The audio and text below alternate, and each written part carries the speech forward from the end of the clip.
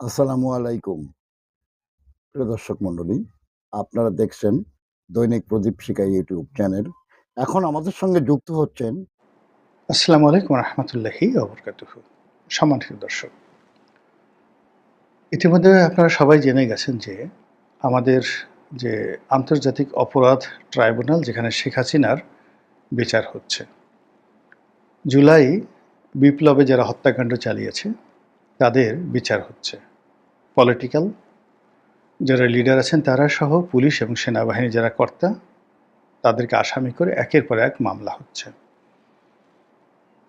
এবং এ সকল মামলার মধ্যে একেবারে সাম্প্রতিক যে মামলা হয়েছে, সেই মামলায় যাদেরকে আসামি করা হয়েছে, শেখ হাসিনার সঙ্গে যাদেরকে আসামি করা হয়েছে, তাদেরকে শেখ হাসিনার মাই ম্যান হিসেবে অভিহিত করা হতো। ডিজিএফআইয়ের ৫ জন ডিজি, যাদের পদমর্যাদা লেফটেন্যান্ট জেনারেল, অর্থাৎ সেনা প্রধানের আগের যে পদবিটি, লেফটেন্যান্ট জেনারেলের পরেই জেনারেল। আমাদের আগে যারা সেনাপ্রধান হতেন বঙ্গবন্ধুর জমানাতে, ইভেন জিয়াউর রহমানের জমানাতে, তাদের পদবি ছিল মেজর জেনারেল। তো মেজর জেনারেল এর পরবর্তীতে এরশাদের জমানাতে এটি লেফটেন্যান্ট জেনারেল করা হয়। এটি বহুদিন পর্যন্ত থাকে। একেবারে শেষের দিকে এসে শেখ হাসিনার জমানাতে এই পদটিকে করা হয় জেনারেল। তো 3 স্টার জেনারেল বা 4 স্টার জেনারেল বলা হয়। এখন যারা আছেন 4 স্টার জেনারেল। তো 4 স্টার জেনারেলের আগে 3 স্টার জেনারেল, এই লেফটেন্যান্ট জেনারেল। এই লেফটেন্যান্ট জেনারেল পদটি এরশাদ থেকে শুরু করে একেবারে শেষ পর্যন্ত সেনাপ্রধানের পদ ছিল। ইজ এ ভেরি গুরুত্বপূর্ণ। তো এরকম ডিজিএফআইয়ের 6 জন লেফটেন্যান্ট জেনারেলের বিরুদ্ধে মামলা হয়েছে। এদের মোরালেস সবাইকে চিনি। তার মধ্যে আকবর যে আছে, তাকে ভালো করে চিনি, খুব ভালো করে চিনি। আমি যখন জেলে যাই সেই সময়টিতে আকবর সাহেবের সঙ্গে আমার দেখা হয়েছিল। উনি আমাকে চায়ের দাওয়াত দিয়েছিলেন। ঠিক ওনার অফিসে গিয়ে ওনার সাথে রোজার মাসে আলাপ আলোচনার সময়টিতে আমার প্রায় 2 থেকে 3 ঘন্টার সময় সে আমাকে নষ্ট করে, এবং সেই 3 ঘন্টার সময়ের মধ্যে আমি যদি অন্যভাবে রাজনৈতিক আমার যে কানেকশন রয়েছে সেখানে আমি বৈঠক করতে পারতাম, তাহলে আমাকে জেলে যেতে হতো না, আমার রাজনৈতিক ভবিষ্যৎ ভিন্ন হতে পারত। কিন্তু সালমান এফ রহমানের দোসর হিসেবে জেনারেল আকবর সেই রোজার মাসে আমার সাথে ওই সময়টাতে যে প্রতারণা করেছেন, আমি জেলখানা থেকে আমার ভিতর থেকে একটা দীর্ঘশ্বাস চলে এসছে। এর কারণ হলো, প্রথম থেকে আমি সেনাবাহিনীকে সাহায্য করার চেষ্টা করেছি, যেহেতু আমার লেখার হাত ছিল এবং টকশোতে যেতাম। তো তাদের যে সমস্যাগুলো ছিল, বিশেষ করে পাহাড়ি অঞ্চলে, তো সেক্ষেত্রে ডিজিএফের যারা কর্তা ব্যক্তি, তারা প্রায় আমার কাছে আসতেন, আমার অফিসে আসতেন, আমি যেন তাদের পক্ষে কথা বলি, পাহাড়িদের সমস্যাগুলো সমাধানের দেশের পক্ষে কাজ করি। এটা তাদের একটা অনুরোধ ছিল। এই জন্য আমি তাদেরকে বিশ্বাস করতাম। ফলে আমার ক্রিটিক্যাল মোমেন্টে যখন তারা আমাকে ডাকলেন, আমি ধারণা করলাম যে হয়তো একটা নেগোসিয়েশনের জন্য তারা আমাকে নিমন্ত্রণ জানাচ্ছেন। আদারওয়াইজ আমি কিন্তু ওইবারই প্রথম জীবনে একবারই আমি ডিজিএফআই অফিসে গেছি, আর কখনো আমি যাইনি। তো আকবর সাহেবের ওখানে গেলাম, গিয়ে দেখলাম রোজার মাসে তিনি দিদারসে ধুমসে সিগারেট টানছেন। কি নামাজ কালাম রোজা সব বাদ, শুধু সিগারেট টানছেন। তো আমি ঢোকার সঙ্গে সঙ্গে বললাম যে এসব বাদ দেন, আমি রোজা আছি, আপনার সিগারেট টানান। তখন সে সেটা বন্ধ করলো। পরে শুনলাম যে সে, যাকে বলা হয় শুধু সিগারেট না, গাঁজা, রীতিমতো গাঁজায় আসক্ত ছিলেন। চেহারার ভিতরে দেখবেন একটা গাঞ্জারু গাঞ্জারু, এবং যাকে বলা হয়, এবং তার ব্যক্তিগত বিষয় নিয়ে আমার গীবত হয়ে যাবে, এই সকালবেলা বলতে চাচ্ছি না, কিন্তু যা আমি শুনেছি, এতে শেখ হাসিনাকে ডুবানোর জন্য এরকম একজন আকবরই যথেষ্ট। পরবর্তীতে অন্যান্য যারা আসছেন, তারা সবাই শেখ হাসিনার মাইম্যান ছিলেন, এবং তারা যে অপকর্মগুলো করেছেন ডিজিএফআইকে ব্যবহার করে, তাতে করে সেনাবাহিনী বিতর্কিত হয়েছে, এবং এই সমস্ত লোকের শাস্তি হওয়া উচিত, এবং এই সমস্ত লোকের দৃষ্টান্তমূলক শাস্তি হওয়া উচিত, আমি এটা মনে করি। কিন্তু সমস্যাটা হয়ে গেছে, সময়টা অনুকূলে নয়। যদি একটা রাজনৈতিক সরকার অর্থাৎ বিএনপি সরকার ক্ষমতায় এসে বা ভবিষ্যতে যদি জামাত সরকার ক্ষমতায় এসে এই কাজটি করতেন, তাহলে আজকে যে সমস্যাটা তৈরি হয়েছে সেই সমস্যাটা তৈরি হতো না। দ্বিতীয়ত, এই ঘটনার সঙ্গে সঙ্গে আবার র্যাবের অনেক কর্মকর্তা, যারা র্যাবের কয়েকজন সিও মানে কমান্ডিং অফিসার ছিলেন তারা, এর মধ্যে র্যাবের একজন এডিসিকে দেখলাম, আমি ব্যক্তিগতভাবে তাকে চিনি, একেবারে পাষণ্ড হয়ে গিয়েছিলেন, অমানুষ। র্যাবে আসার সঙ্গে সঙ্গে তার আর্ট, অ্যাটিটিউড, বডি ল্যাঙ্গুয়েজ সব কিছু, যতদিন তিনি র্যাবে ছিলেন রীতিমতো দানবের মতো ছিলেন। ফলে এই সকল দানবের অবশ্যই শাস্তি হওয়া উচিত। কিন্তু এর সঙ্গে সঙ্গে আবার কিছু নিরীহ লোক আছেন, একেবারে যাকে বলা হয় যারা খুবই ভদ্রলোক মানুষ। ডিজিএফের মধ্যে দুজন লোক আছেন, লেফটেন্যান্ট জেনারেলের মধ্যে জয়নুল আবেদিন, এর মধ্যে একজন জয়নুল আবেদিন আছেন রিয়েলি ভালো মানুষ, একেবারে অনেস্ট, একটা স্পট নেই, কিন্তু তাকেও এখানে আসামি করা হয়েছে। এক জয়নুল আবেদিন ফাজিল, মানে এর মধ্যে এক কোন জয়নুল আবেদিন ফাজিল এখন আমি চেহারা দেখে বলতে পারবো, বাট এক জয়নুল আবেদিন আছেন, হি ওয়াজ রিয়েলি নাইস ম্যান, ভালো মানুষ, সব দিক দিয়ে ভালো মানুষ, কিন্তু তাকেও ফাঁসানো হয়েছে। আবার র্যাবের মধ্যেও যেমন র্যাবের ডিজি হিসেবে একজন পুলিশ কর্মকর্তা আছেন, তাকে ফাঁসানো হয়েছে। তো আমি জানি যে তিনি লেখাপড়া জানা মানুষ, ভদ্রলোক মানুষ, বাড়ি বোধহয় শরীদপুরের ওদিকে তার বাড়ি, কিন্তু তাকে ফাঁসানো হয়েছে। এনিওয়ে, কাজ করতে গেলে ভুলভ্রান্তিগুলো হবে, কিন্তু সমস্যা হয়ে গেছে যে এই মুহূর্তে সরকারের যে টালমাটাল অবস্থা, দ্বিতীয়ত না সামনে নির্বাচন, তৃতীয়ত যে প্রশাসন থেকে শুরু করে পুরো যে আইন অঙ্গন, সেখানে সেনাবাহিনীর এই বিপুল সংখ্যক ঊর্ধ্বতন কর্মকর্তাদেরকে গ্রেপ্তার করা, হ্যান্ডকাপ পরানো, তাদেরকে টেনে হেঁচড়ে কোর্টে হাজির করা, এটা এই মুহূর্তে খুবই স্পর্শকাতর। এটা সেনাবাহিনীর মধ্যে নেতিবাচক প্রতিক্রিয়া তৈরি করবে, কোনো সন্দেহ নেই।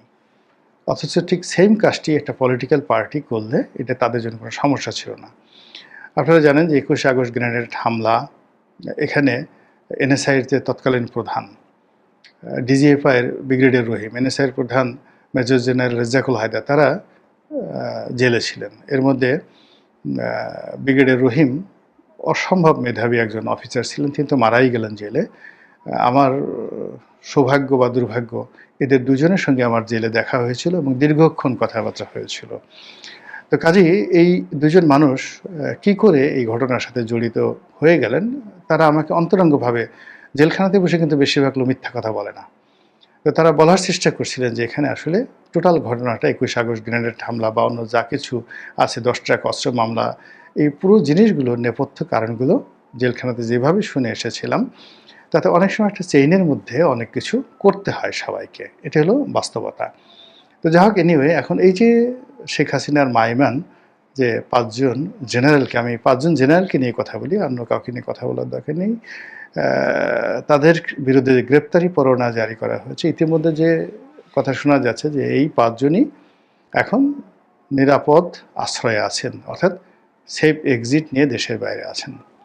তো কাজেই এই বিচারগুলো হবে প্রতীকী বিচার, তাদেরকে গ্রেপ্তার করে আনা, কোর্টে হাজির করা, এটা বলতে গেলে অসম্ভব বিষয়। কিন্তু মূল ব্যাপার হলো, যাদেরকে আপনি ধরতে পারবেন না, গ্রেপ্তার করতে পারবেন না, তো তাদেরকে আসামি করে অযথা সিন ক্রিয়েট করার কি দরকার ছিল এই মুহূর্তে? This is my question. Second thing হলো যে এটা এই মুহূর্তে কেন দরকার ছিল? বিকজ মূল টার্গেট তো শেখ হাসিনাকে মামলা দেওয়া, মূল টার্গেট হলো আওয়ামী লীগকে নির্বাচনের বাইরে রাখা, আওয়ামী লীগকে ভয় দেখানো। মূল টার্গেট হলো যে বর্তমান যে সরকার, সে যেন একটা সাকসেসফুল নির্বাচন করতে পারে, ডক্টর মোহাম্মদ ইউনূসের সরকার, অথবা সে যেন শান্তিপূর্ণভাবে নিরাপদে ক্ষমতায় থাকতে পারে। এই দুটো নিয়ে তো কাজ করছে। এক পক্ষ বলছে 50 বছর থাকুন, আর এক পক্ষ বলছেন যে না, আজকে নির্বাচন দিয়ে চলে যান। তো দুটো কাজই বর্তমান সরকার সফলতা চাচ্ছে। সেই সফলতা প্রদর্শন করার জন্য তাদের দরকার হলো মানে আওয়ামী লীগকে দমন করা। তা আওয়ামী লীগের যারা পলিটিক্যাল পার্সোনালিটি, অলমোস্ট তো সবাই জেলখানাতে আছে দেশের মধ্যে, আর দেশের বাইরে যারা আছেন তারা তো দেশের বাইরেই আছেন এবং তাদের বিরুদ্ধে মামলা মোকদ্দমা চলছে। তো সেক্ষেত্রে প্রশাসন, যে প্রশাসনকে দরকার সরকারের সবচেয়ে বেশি, তো সেই প্রশাসনে যারা কর্তা ব্যক্তি, যেমন ধরুন সকল আইজি একমাত্র নূর মোহাম্মদ সাহেব ছাড়া সবার বিরুদ্ধে মামলা হয়েছে। এখন মামুন সাহেব আইজি, শহীদুল্লাহ সাহেব আইজি, তারা জেলে আছেন। এর বাইরে অন্যান্য যে সকল খুব পাওয়ারফুল লোকজন ছিলেন, আসাদ আছেন, তারপরে বেনজির আছেন, জাভেদ পাটোয়ারি, শুধুমাত্র হাসান মাহমুদ সাহেবের বিরুদ্ধে বোধহয় মামলা হয়নি, তো আইজি, আর সবার বিরুদ্ধে তো মামলা, এবং অসংখ্য পুলিশ ইন্সপেক্টর, অসংখ্য SP, DIG, additional DIG, additional IG, মানে জেলখানা এখন পুলিশে ভরপুর। মূল ব্যাপার হলো যে তাদের বিরুদ্ধে মামলা করে তারা পালিয়ে যেতে পারতো না, বা তাদেরকে গৃহবন্দী করে রাখা হতো, বা যাকে বলা হয় তাদেরকে একটা চাপের মধ্যে রাখা হতো। কিন্তু দৃশ্যমান কি হতো, যে পুলিশের মধ্যে মনোবলটা ফিরে আসতো বা থাকতো।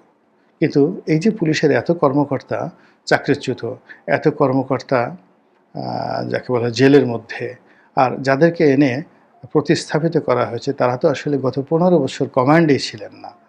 তো 15 বছরের কমান্ডে না থাকার কারণে এদের কারো শরীরে ডায়াবেটিক্স, কারো হার্টে প্রবলেম, কারো করোনারিতে ইনফেকশন হয়েছে, কারো যাকে বলা হয় বলতে গেলে অনেকের মানসিক ভারসাম্য পর্যন্ত নষ্ট হয়ে গেছে। তো এই 15 বছর দেশের বাইরে থেকে এই সমস্ত লোকদেরকে কাউকে প্রমোশন দেওয়া হয়েছে, কাউকে ভূতাপেক্ষা প্রমোশন দিয়ে তারপরে রিটায়ার্ড করানো হয়েছে, কাউকে কমান্ড দেওয়া হয়েছে, বড় বড় পদ পদবি দেওয়া হচ্ছে, কিন্তু কোনো অবস্থাতে পুলিশ ভালো করতে পারছে না। একই অবস্থা সিভিল সার্ভিসে, সেখানেও কে পোস্টগুলোতে তাদেরকে এনে বসানো হয়েছে গত 15 বছর যারা যাকে বলা হয় কোনো কমান্ডেই ছিল না। এখন একজন লোক সচিব হয়ে গেছে, অথচ এই 1 বছর আগে তিনি ডিপটি সেক্রেটারি ছিলেন না, সিনিয়র সহকারী সচিব এই পর্যন্ত, অর্থাৎ এডিসি র্যাঙ্কে যেই লোক ছিলেন, এবং বিএনপি করার কারণে, জামাত করার কারণে তাকে 15 বছর ধরে কোনো প্রমোশনই দেওয়া হয়নি। অথচ এই 1 বছরের মধ্যে যখন তাকে এখন একটা গুরুত্বপূর্ণ মন্ত্রণালয়ে সচিব করে দেওয়া হয়েছে, তিনি কাজ করতে পারছেন না। তার সেই বিশ্বাসই নেই, কনফিডেন্সই নেই। ভীত সন্ত্রস্ত হয়ে সে শুধু ভয় পাচ্ছে যে কখন তার চাকরি চলে যায়, কখন এই সরকার চলে যায়, আবার তাকে জুলুমের মধ্যে পড়তে হয়, আবার তাকে জেলে যেতে হয়, এই ভয়ে কাজ করতে পারছে না। আর যারা রিটায়ারমেন্ট ছিলেন, যাদেরকে বসানো হয়েছে, যেমন ক্যাবিনেট সচিব, তারপর শেষে এই যে সংস্থাপন সচিব ছিলেন, যে ভদ্রলোকের বিরুদ্ধে এখন দুর্নীতির অভিযোগ আসছে, যাকে সরিয়ে দেওয়া হয়েছে, এরকম অনেকের বিরুদ্ধে যারা রিটায়ারমেন্ট থেকে এসে এখানে দায়িত্ব নিয়েছেন, তারা কেউ ভালো করতে পারেননি, কেউ ভালো করতে পারেননি। তো এই যে সরকার যে কাজগুলো করছে, যেগুলো আনএক্সপেক্টেড, অনাহূত এবং অপ্রয়োজনীয়, এর ফলে সরকারের যে মূল লক্ষ্য, গোল, সেই গোল থেকে তারা পিছিয়ে যাচ্ছে। আর এ সমস্ত কর্মের ফলে কি হলো, প্রতিপক্ষ শক্তিশালী হচ্ছে, আওয়ামী লীগ শক্তিশালী হচ্ছে। আর যারা সরাসরি ক্ষতিগ্রস্ত হচ্ছে তারা চিন্তা করছে যে, মানে নর্মালি হলো কি, যে ধরুন এই 5 জন জেনারেল বা তার সাথে সম্পৃক্ত এই 5 জনের সাথে ধরুন আরও 50 জন করে আছে, তাই 5, 50, 250 যদি কর্মকর্তা থাকে, তো 250 কর্মকর্তাদের মধ্যে ধরেন গড়ে 200 কর্মকর্তা এখনো কমান্ডে আছে, যারা একসঙ্গে অপারেশন পরিচালনা করেছে। খুন বলেন, জখম বলেন, ঘুষ বলেন, দুর্নীতি বলেন, একসঙ্গে তারা কাজ করেছে। ডিজিএফআই ডিজি তো নিজে কোনো কাজ করেননি, তিনি কমান্ড করেছেন। তিনি কমান্ড করেছেন হয়তো একজন ব্রিগেডিয়ারকে, ব্রিগেডিয়ার কমান্ড করেছে একজন কর্নেলকে, কর্নেল কমান্ড করেছে লেফটেন্যান্ট কর্নেলকে, লেফটেন্যান্ট কর্নেল তার লোকজন নিয়ে সেটা বাস্তবায়ন করেছে। এটাই তো হয় নর্মালি, কেননা ফিল্ডে যারা থাকে সিও, তারা লেফটেন্যান্ট কর্নেল পর্যায়ে থাকে, আর কর্নেল যারা থাকেন তারা অফিসে বসে থাকেন, কমান্ডিং অফিসার হিসেবে বা কোর কমান্ডার হিসেবে তিনি সেখানে থাকেন। তো মানে লেফটেন্যান্ট জেনারেল, মেজর জেনারেল, ওনারা তো জাস্ট কমান্ডটা ক্যারি করেন বা কমান্ডটা থ্রো করেন, এই হলো অবস্থা। এখন ওই যে আকবর, সে ওই অফিসে বসে যে কাজটা করেছে, সে তার সেকেন্ড ইন কমান্ডকে দায়িত্ব দিয়েছে। এইভাবে ক্যাপ্টেন পর্যায়ে যারা ছিল, সেই ক্যাপ্টেন, অর্থাৎ আকবরের সময় যারা ক্যাপ্টেন, তারা হয়তো এখন মেজর জেনারেল হয়ে গেছেন, ব্রিগেডিয়ার জেনারেল হয়ে গেছেন। তো তো এই মানুষগুলোর মধ্যে তো এই ২০০ অফিসারের মধ্যে একটা আতঙ্ক ছড়িয়ে পড়ছে না? আতঙ্ক ছড়িয়ে পড়ার ফলে তারা কি করছে? তারা ধরে নিচ্ছে যে এগুলো যখন কোর্টে উঠবে, আলোচনা হবে, তাদের নাম অটোমেটিক চলে আসবে এবং টুডে অর টুমরো তাদেরও এই মামলায় অন্তর্ভুক্ত হবেন। ফলে কি হচ্ছে? তারা যার অবস্থান থেকে ফ্রাস্ট্রেশনের পরিবর্তে নিজেদেরকে এই কনস্পিরেসির অংশ করে ফেলবে তারা। এবং তারা চিন্তা করবে যে গেছেই তো, আমাদের গায়ে আওয়ামী লীগের সিল সাপ্পর, নৌকার সিল সাপ্পর লাগানো হয়ে গেছে। আমরা জেলে যাব।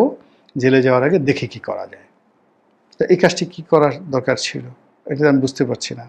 আবার এই যে এখন এই ৫ জনকে করা হলো। এই ৫ জনকে করা হলে এটা এখানে থেমে থাকবে না। এরপর দেখবেন যে সেনাপ্রধান যারা ছিলেন তার আমলে, জেনারেল আজিজ বলেন, তারপরে শেষে মানে অন্যান্য যারা জেনারেল ছিলেন, ইনক্লুডিং আইকেবি, ইকবাল করিম ভূঁইয়া, এরা কেউ বাদ যাবেন না।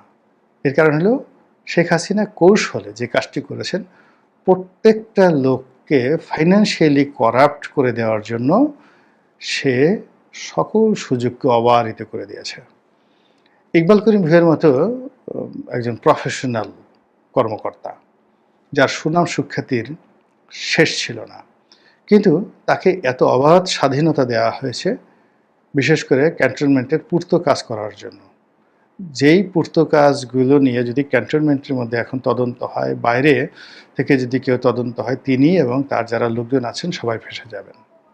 এরপরে যে কাজটা করেছে, রিটায়ার করার পর, আমি শোনা কথা সত্য মিথ্যা, শেখ হাসিনা তাকে একটা বিদ্যুৎ প্ল্যান্ট স্থাপনের অনুমতি দিয়েছেন। তো এটা নিয়ে উনি কীভাবে এটা অস্বীকার করবেন যে আমাকে দেয়নি বা আমি নেইনি? এটা তো অস্বীকার করতে পারবেন না। তো এভাবে আসলে জেনারেল আজিজ থেকে শুরু করে সকল সেনাপ্রধান, অর্থাৎ যদি পুলিশ প্রধানদের সাথে সাথে এইভাবে সেনাপ্রধানদেরকে টার্গেট করা হয়, তাহলে ওয়াকারুজ্জামানের মনে কী চিন্তা আসবে বলেন তো?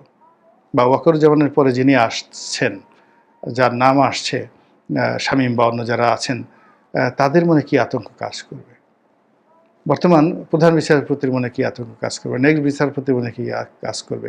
সব মিলিয়ে যে কাজগুলো হচ্ছে, আপনার কাছে কি মনে হচ্ছে যে এগুলো এত দ্রুত দরকার ছিল? আমি আগেই বলেছি যে এগুলো আমি ব্যক্তিগতভাবে মনে করি এগুলো দরকার।